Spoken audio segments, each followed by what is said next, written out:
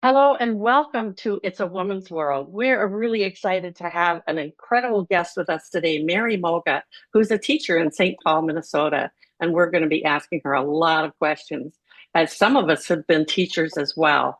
I'm here with my co-hosts, Jamila and Nadia and Beverly. And I'd like you to introduce yourselves before we start asking Mary some questions. Jamila, why don't you go first? Yes, I am Jamila Pettiford, and I am also a fellow educator, a lover of St. Paul Public Schools, and I am excited to talk to you, Mary. Thank you. Nadia. I'm Nadia Jordana, and it's very exciting to be here. I'm interested in what Mary has been doing and what I can learn from her. Thank you. And Beverly? Hi, everybody. I'm excited to be here too. I get to fill in once in a while, and that's really fun for me. Mary, I'm anxious to hear about your years of experience in ELL learning. So, with that, I'll let somebody else take over. Well, and I'm, as I said, Barbara Lavalure, and I'm an international photojournalist. And I happen to have known Mary for quite a long time. And we met through an educational program. So, Mary, why don't you tell us a little bit about yourself, and then Jamila will start with questions. Okay. As you already mentioned, I teach in St. Paul Public Schools. I teach at St. Paul Central, the oldest high school in Minnesota, and I teach English language learners. And what else do I want to say? And my path through education has taken some what do I want to say, detours. I've done a few other things in my life, but I did start teaching right out of college and ended up coming back to teaching. Yeah. That's Great. beautiful.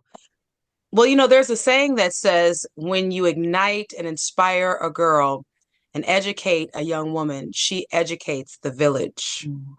And so I really want to know, for all of our young girls out there that want to be teachers, what really inspired you to be an educator? Oh, okay. So that's a little hard to say. I know I always wanted to be a teacher. I always loved babysitting, Okay. um, and I loved being around kids. And then I took my degree. My first degree is in special education, and I think there was this passion for me that I always wanted to work with the underdog. So I saw special ed kids as the underdog, and then I've also see that when I teach my EL kids. It's just I love to see them grow. I love to advocate for them. And I do anything I can for them, I guess. Wonderful. Thank you. Nadia. Mary, I was wondering a little bit about who you teach. Uh, for the most part, is it usually, most recently, it's been adults? Is that correct? I do also work in the evenings for the Hub Center, which is an adult education school in the St. Paul Public Schools. So, in addition to teaching high school, um, I also teach in the evenings to adults. Great. I'm wondering what are your biggest satisfactions in teaching, and what are your biggest challenges in whatever group, or you can explain from both young people and adults.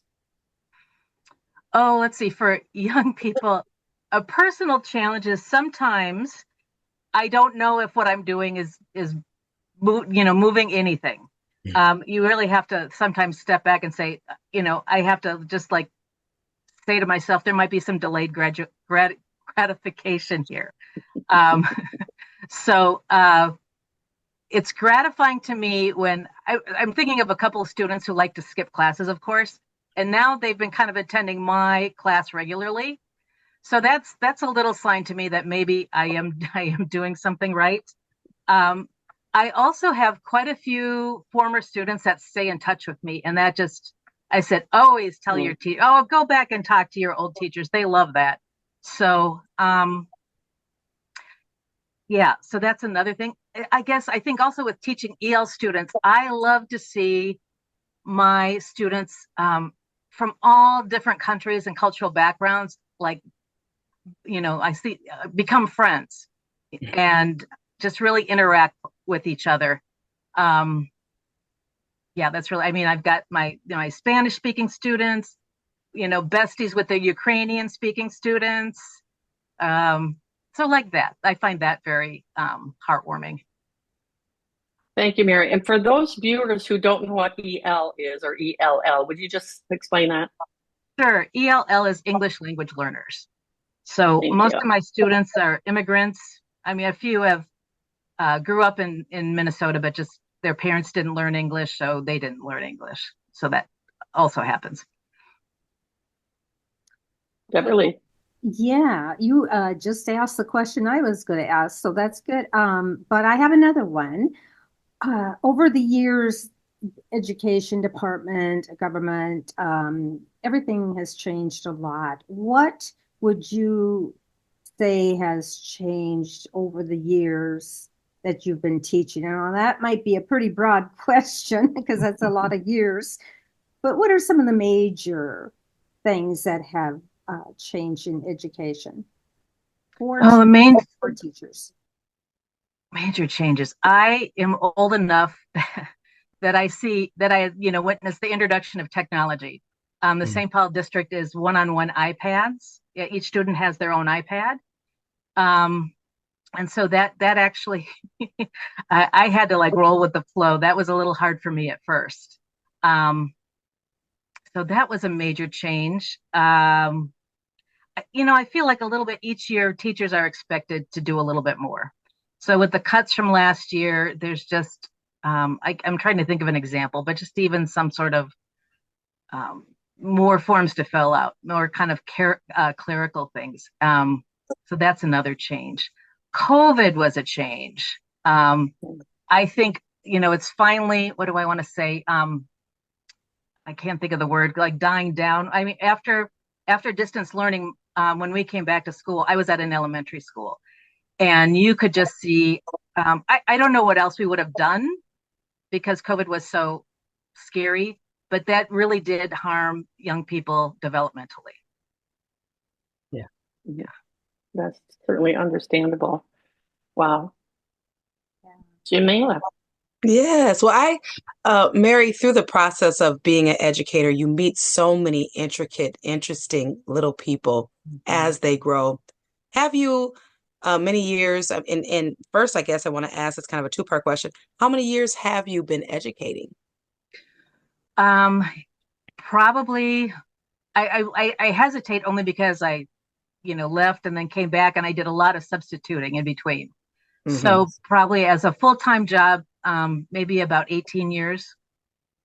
Okay. So in those 18 years, have you had any of your students that you had in the beginning of your years come back and find you, or you run into them? And how was that exchange?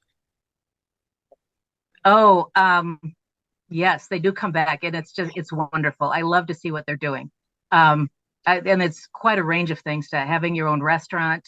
Um, I have a student that does drag shows, Oh, and I also have a student. I love this. He was from Liberia, and he has started his own nonprofit, and he takes some of the used textbooks and things that we don't use anymore and sends them to Liberia. So that's really cool. And he's gone to sessions at the United Nations for young leaders. So yeah, it's really, although all those things are really great to see. it is. So, Yeah, it makes it worth it. It does. so I have another question. What because people come from many of them are immigrants or they come from another country, do you sometimes need interpreters, or how many languages do you speak yourself? I mean, that must be I've had a little bit of a lot of languages. And sometimes people ask me if I speak Spanish. Well, that would only help with about a quarter of my students. We have quite a range. So we usually only have we'll have some educational assistants that speak a particular language. Like at Central, we have one that speaks Hmong, one that speaks Spanish, and one Somali educational assistant. But most of the time, we're muddling through. And I should also say, luckily, not necessarily luckily, but at Central, we're not a language academy, so we don't always get new students. Jamila, I don't know if is Battle Creek a language academy? I don't know.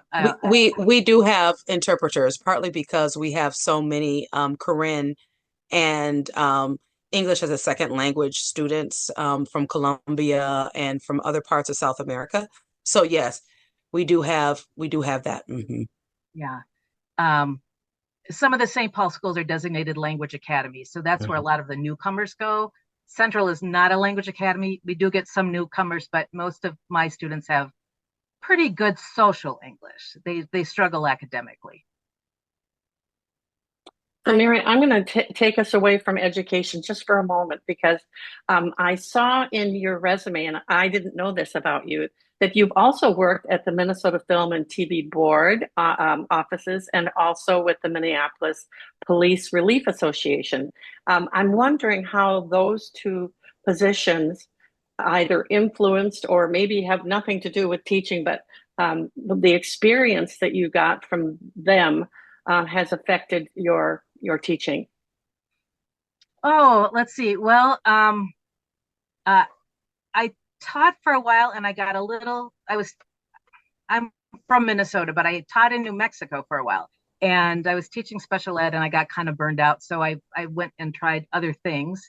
Um, I have a degree in public affairs from the Humphrey Institute, so I got into government work. I was working for the city of Minneapolis and just kind of changed a couple departments, and so I ended up at the Police Relief Association, which is older pension rather than PERA for the police officers. So, I yeah, that was that didn't really influence my teaching, and it was mostly, I did a lot of office and administrative things. The film board, I also have a 2-year degree in filmmaking, and so that's how I kind of ended up at the film board. I have experience in film production. So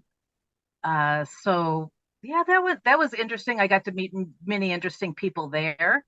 Occasionally, I'll still work in film.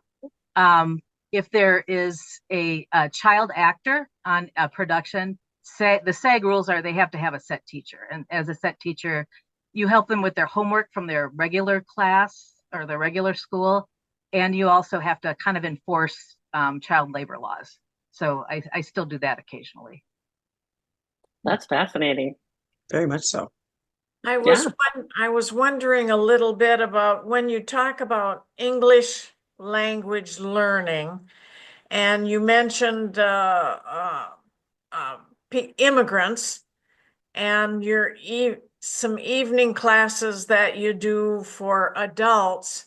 Does that fall into the same category as literacy programs, or are the two things different in some way? Um, I suppose they're different. Literacy programs include pretty much all students. Um, and we usually don't separate English language learners from that. So, yeah. Very nice. Now, with some of your film productions, what was one of kind of the largest lessons that you learned during, making films and doing and being a part of the film production process? Because it's different than being in the classroom.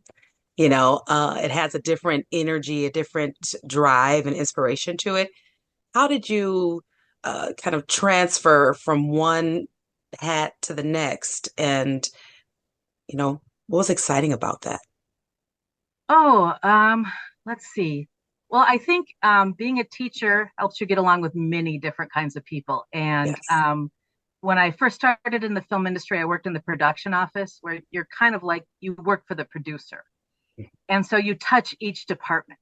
And there is a variety of people in each department. You have the art department, they're the artists, and then the sort of real, what do I want to say, the grips and electric, kind of the tough blue collar guys. Lights and sound. Yep, Hmm. yep. And occasionally with the talent or the actors. So yeah, you kind of have to be able to wear different hats and get along with many people. So in that aspect, my teaching experience helped a lot. So I can't remember. Was there another, Jamila? Was there another part to Yeah, your question? yes. And I mean, what was exciting about it? What was kind of the energy change? What Oh, did, yeah, the energy. There was like you have a lot of specific deadlines, so it's like you've got to get these shots in or this part of the script, and they're 12-hour days, very exhausting. Sometimes longer than that. Um, yeah, so I guess that and then it's a production. If you're on a movie, will go for maybe 4 or 5 weeks, and then boom, nothing. So it's like go up, up, up, up, up, up, up, and then all of a sudden down. So anyway, okay. So larger climaxes, and then it's a huge drop off. it is. Hmm. Yeah. That's I'm gonna, wonderful, Mary. I'm going to go back to your teaching. I'm just wondering, being able to work with uh, people with so many different languages, trying to teach them English, I'm sure you have a job forever, no matter where you would want to go as well. So two things would be, one is, have you, ever thought of using those skills to take trips overseas? Sometimes teachers go somewhere, maybe like Australia for 6 months just for the experience. Have you ever thought of that? Um, Go ahead and answer that one first. Sure. I think those are things I'm thinking about for retirement. Um, one one area I haven't really investigated a whole lot is I think I would love to go and teach in a refugee camp for a while. I see, my students that come from camps have many different experiences. Some of them actually go to school while they're in camps. Some camps don't have school or anything for them. So yeah, so that's something I've thought of. Also, there's quite a few jobs in the international business world to teach business English to different people, and so that is something I've thought of too. And then the second part of that question is there a shortage of people who do that, who offer that? Or I would imagine that your training to start with would have been more than just English, because you have all the other languages as well to work with. So the uh, I have an MA from Hamlin in ESL, and so we do a lot of studying linguistics. So there is some of that, and a lot of it is like the kids get thrown in, and we're in it together. So um, I'll kind of look up on their language a little bit, try to learn a few words at least. So like that. And ESL is English as a second language.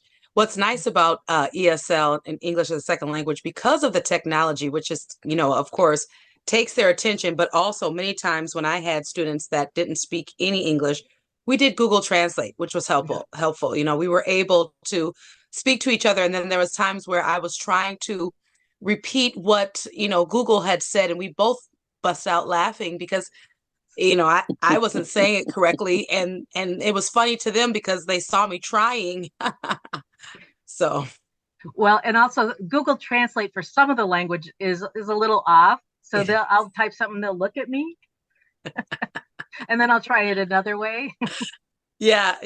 But I I think that certainly had that experience. I'm sorry, that's Jamila. I okay. had that experience when I lived in Germany for over 18 years. Oh, I once asked for teeth in my coffee instead of cream because the word for teeth and the word for cream are almost the same. It was quite hilarious. I taught English to one-on-one as a conversational language when I was in Germany with just a handful of people. And that was really fun because they didn't want the school type English. They wanted the vernacular and they wanted the slang and they wanted to know when they went on vacations that they'd fit in with their English. So it was quite an experience. Um, I had a question and it's just like gone right out the window. Who's next with a question? I have a short one. Of change is inevitable from, let's say, the point you started teaching to today. Would you say, is it your students that have changed more over the years, or is it the technology and the tools available to you, and in what ways have they changed? Oh boy. I don't feel like my students have changed that much. Kids like, you know, kids are kids. Um, they all have, a lot of them have the same needs. Um, so what would I say? I think I keep going back to the technology piece Mhm. and that tool. And I feel a little ignorant about AI, but I'm going to have to get up on that because the kids certainly are. We've had plenty of. I teach a lot of seniors, and they have to do a college essay and a research paper. So we've seen a lot of trying to sneak in AI for assignments. So we've had to deal with that. The district doesn't have a specific policy yet, but at least the teachers I work with were working on that. Um, so I would say it's more maybe the tools and and like I said, the technology. You know, that reminds me of what I wanted to ask, which is what are your thoughts about the students having cell phones in the classroom? Has that been an issue for you, or does the school have a policy? And I know that we're coming close to the end of our time, um, Sure. but Um, there's a policy this year. Well, uh, the legislature, I don't know the specific legislation when it was passed, but all school districts, I believe, have to have a policy. So we've kind of had a no cell phone policy at the start of this year at Central. It's been challenging. And I think the way we really needed to introduce it is like why we have this policy. Um, and I'm not sure if students get that. Mm. And I definitely understand being an educator in the classroom, especially working with junior high children, and just how powerfully important the cell phone is and has been. One of the things that I did, I kind of broke the rules a little bit. We have a no cell phone policy, but what I realized is that a lot of our children were ready to go to blows about their phone. I mean, because it was just that powerful to them.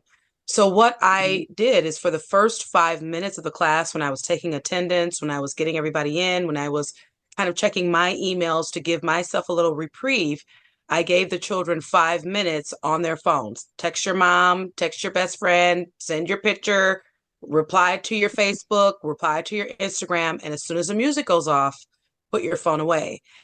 And because of that, the children felt so empowered. They felt like they were able to break the rules a little bit. We only had 51 minutes in the classroom, but it gave them a sense of power. And of course, I did have some issues with other teachers like, well, they're saying that they can do that for 5 minutes in your room and they want to do it in mine. I said, well, I've made it very clear that that's only in my classroom that they're able to do that. But it has worked for me, and I haven't had any behavioral issues around the phone. And then the children police for me. So when I say, oh, well, tomorrow we're not going to be able to get on the phone because Raquel won't get off of her phone. Oh, put your phone away. Miss Jamila said that we only get 5 minutes. And so I find I don't have to say anything. They do it for me. So. Yep, I do something like that. When we're done with everything, I do about maybe the last 10 minutes of the period. Okay. Like, You almost have to, because yeah. otherwise it is extremely confrontational, Miss Barbara, Mhm. about that phone. Yeah. Mary. Oh, yes, yes. Yes. So, Shabela, I really like that idea. That's yeah. really good. I know I'm a trainer and Mhm. professionally as well. And one of the things that I always learned was that when you have a big group of people, well, even a smaller one, you they're going to come to class, they're going to be thinking about this or that, or some of them are going to be half asleep, or some of them are going to be worried about what happens after school, all those things. So you always to get everybody on the same page and get the attention, you have to address their emotions. You have to do something that kind of gets that out of the way so that, yeah, and by saying something or hey, so is everybody having a good day, starting something like that, but like you're doing, that's a really good idea.